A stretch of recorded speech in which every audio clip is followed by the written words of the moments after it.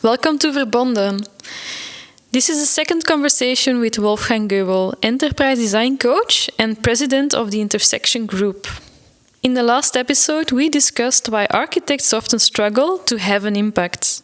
In this part of the conversation, Wolfgang introduces EDGI, a framework that makes enterprise architecture more tangible. Do you want to sharpen your skills as an enterprise architect? Welcome to Verbonden, the podcast where we combine insights from experienced professionals with real-world examples from the world of architecture. My name is Elise Luijks and I am your guide through the layers of enterprise architecture, making it less mythical and more concrete. I read about the EDGI framework and the concept that it's more than technology. Yes. It's the holistic view of the enterprise. Could you quickly fill us in on that? Usually I use this one. So because what we say in EDGI here, we have only three elements. We have people, so person. What we believe in the heart of EDGI, this language is simple. When you design enterprises, you have people at the center and people performing activities, so that this triangle here is a bit of a process. I'm talking to you, so that's an activity, right? And the square here, that's an object, so I need a microphone to achieve outcomes. So we have the fourth base element, the circle here is outcome. And after 2 or 3 years working on EDGI, we were quite excited and said, okay, we don't need more to design better enterprises. We don't need 50 elements like Archimate. And that's the basic idea. We only have 4 elements, and you cannot argue against those elements. And everybody in the business understands outcomes, objects, activities, and people, of course.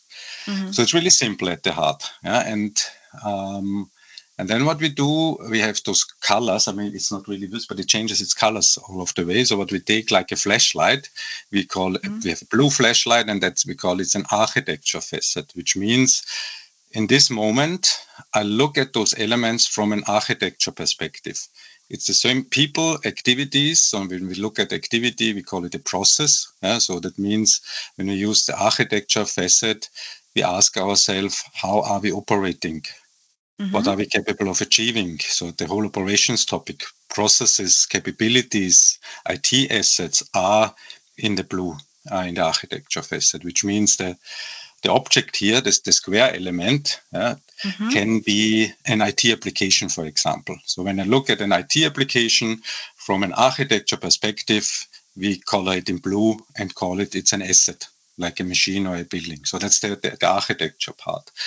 And on the same level, we have 2 other perspectives. And one, some say it's the most important, we are not always sure, is the identity perspective. So then we need to take a green flashlight. Okay, let's look at people. Again, we have the same base elements, only those 3 and people, as me as a person, and those 3 elements here. And say, okay, who are we? People, and what do our assets say about us? If we have machines that pollute the environment, if we have machines that are dangerous for the workers, and we look at that from an identity perspective, what does it say about our identity, and what does it say for our brand, which is in the intersection somewhere? But the object is always the same, and I can look at it from this: how does it work? What makes it work? What does it say about our identity?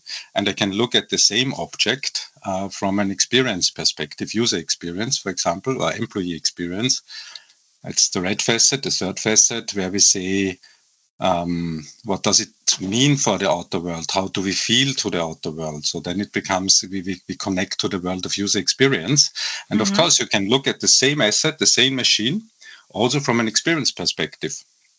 Is it easy and convenient to work with this machine, for example? And we believe this simplicity is what makes the power of EDGI, because then we want to bring in people from various disciplines into a co-design space. Sometimes we call it a negotiation space. We must be aware it's not always only about design and creation. quite often there's interest, and some IT people have the interest to sustain a certain IT platform. Experienced people want to do the best for the customer experience, and so on, and they have their perspective. And what we want to see is that those disciplines meet in what we call intersections. So we have the blue facet, architecture, and we have, for example, a red experience facet. And magic, what we believe and what happens many times when we do that, is magic happens when the people working mostly in one facet from one perspective meet people from the other perspective in what we call intersections. So these are the overlaps between the facets. Means invite workshops, encourage people from experience perspective, product designers, service designers, and the engineers in a room, and provide them with the simplest possible language that they can talk to each other. So AG at the heart is more of a language than a framework. We say it's a language. It's a language because disciplines currently, when you read the books from various disciplines, sometimes they're talking about the very same thing. They're talking about the same thing, but they use different words, terminology. So it's more about connecting disciplines than inventing a new discipline. That's the idea. I heard you say that, what I want to know from you, which people do you ideally bring together? I heard you say UX experts, or user experience experts, and technology experts from the company. What is the ideal group of people that you want to bring together? I think it depends on the design challenge. You must be aware not every change is the same. Sometimes you have a problem. You start with a problem like revenues are in decline. Okay, what could it mean? It could mean our processes are inefficient. So you could look at it from an architecture perspective, run some exploration. We must have a cheap operations. That would be more the architecture perspective. Or you point to your product designers and experience designers and salespeople maybe that say, okay, we need more products, we need more revenue. Please, let's better understand our customers. What can we do? Then you scan the whole ecosystem and so on, and you focus more on the experience and on the product perspectives, not so much on the architecture perspectives. Yeah. But most of the time, if you have such a challenge, revenues are in decline, you maybe need all three facets. So that means, okay, maybe I need to get a bit more efficient, and we need maybe some new products, but which new products? What is it what we could create? I mean, it must be feasible. We must be able to deliver those products. It's not enough to envision new markets, new products. You must have processes and assets and architecture ready to deliver it. So that's the intersection between experience and architecture. And the third question in such a challenge would be, would it fit our brand? Would it fit our identity? I mean, if today we are, boring insurance company, not very exciting, and somebody has the idea we must be a bit like, Google and fancy and want to fly to Mars and so on. Yeah, nice vision. Does it fit our architecture? Does it? So what's possible from a cultural change perspective? What's possible for the people? So if you want to have a change, it's always helpful to apply those three facets we have in AG and change your perspective, reframe it from time to time. Now let's look at it from architecture. Should it be more efficient? Now let's look at the products. Do we need more products, new products, change the experiences, how the people can buy or get services from us? And what would it mean for our brand and so on? And I think it's this more like dancing between those facets. It's a bit fluid. And we are always looking only at these elements here. Yeah, it's very nice that you give through Edgy a certain focus for people, because I can really see with the examples. Also, thank you for giving these very tangible examples. I know that people listening, they really like that.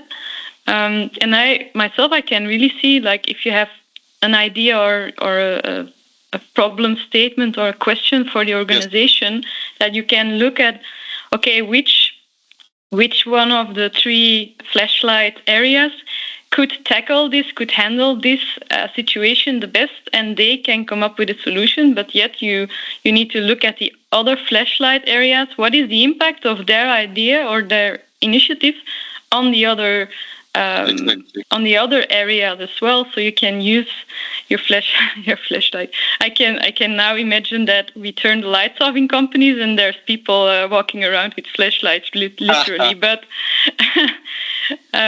yeah. I see that's that. the idea, yeah. And after 20 years doing that, or 30 years in companies, I must say that companies suck at interdisciplinarity and interdisciplinary design between experience and architecture, for example. Yeah, so you have managers, they provide a mission, a vision maybe, and some fluffy strategic goals maybe, which are quite often not in line with what's possible with your capabilities and IT and processes. So there's usually a huge disconnect between top-level management, their vision, and maybe their identity, culture they want to shape, and what's possible. And then the other aliens, the disconnect between the whole service design user experience community and enterprise architecture community is huge. We discussed it so many times, and they are frustrated as well. So I can also speak for the service designers, because nobody implements their services. They have nice ideas that would be fine for my customers, but maybe they have not spoken with the IT department. Is it possible with the data we have? Is it possible with the IT systems we have? Yeah, of course, because in the architecture discipline, they often work with constraints. And UX designers, they often work with ideation, which is very broad, conceptual. Exactly. Yeah. And I guess I understand that you have some experience bringing these people together, but I know that if this connection has been around for a very long time, there's also what happens? If you bring people together in this way. We believe our way to nudge them into the intersection between architecture and experience is simplicity, is beauty, is making them understand the other side.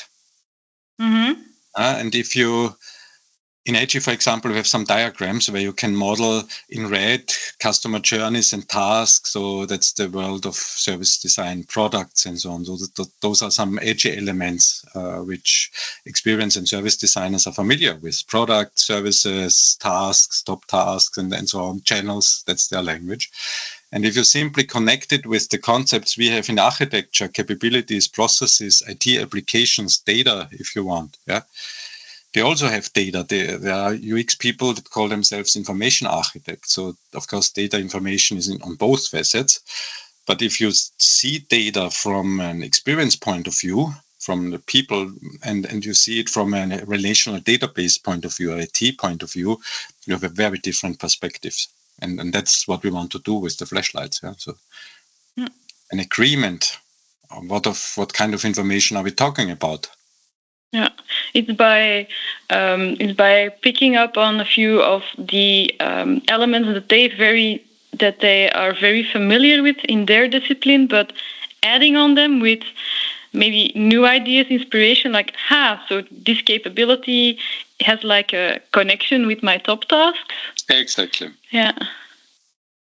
All right. They don't get under capabilities. Capabilities it's sad, but it's a sad reality. Capabilities still is a concept in enterprise architecture space. It should be a business concept. It's not in strategic managers don't think in capabilities. Enterprise architects do. That's the fundamental problem. And experienced people, capability, what's that? I have services, I have top task. Why do I need that? Which is why a lot of companies start with a capability map, but they never finish it. Or if they finish it, then they don't maintain it a lot of the time. And then it very quickly loses value as well. Exactly. That's a frustration. I can feel your frustrations. That's fine.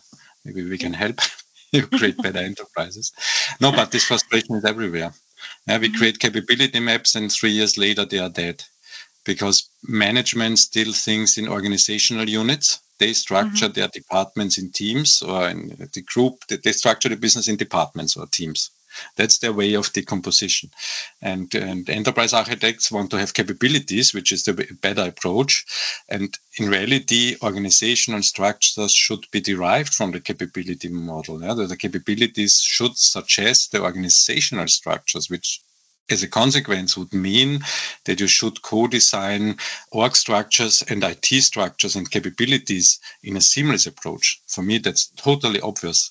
But what we see today is, okay, there's big manager on top, and he by brute force structures. He does not usually, they don't design the structure top down. I'm in duty. It's my department. I'm accountable, and that's why I structure it that way. That's not design. If you do a sound capability design with dependencies and processes, value streams, business architecture, and you do that as a first step, and if we at a certain point of time will ever get there, that managers use that as the blueprint for the organization, that would be a fundamental change. That's actually Conway's law, that IT architecture will eventually follow what the organization structure is.